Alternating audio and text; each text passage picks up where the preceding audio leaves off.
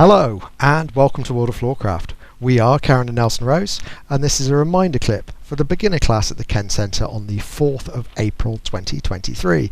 We did a first move, a step across, a basket and a push spin.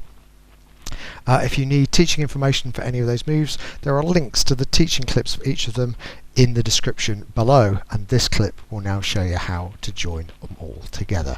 So it looked like this. It went 5, 6, a first, move, back, in, twist, twist, turn, face, return for the step across, underneath, pull down and look, two hands for the basket, little twist, we went a wrap, twist round the corner, turn, face, return for the push spin, come in and flat, spin the lady, catch in the left, return, and you're in a good position again to go back into the first move if you want to loop the routine.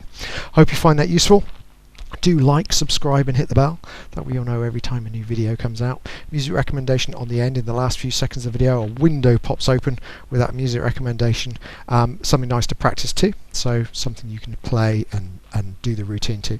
And as always, thank you for watching World of Floorcraft. I hope you have enjoyed learning some modern jive. There is a link to some music that is good to dance modern jive to.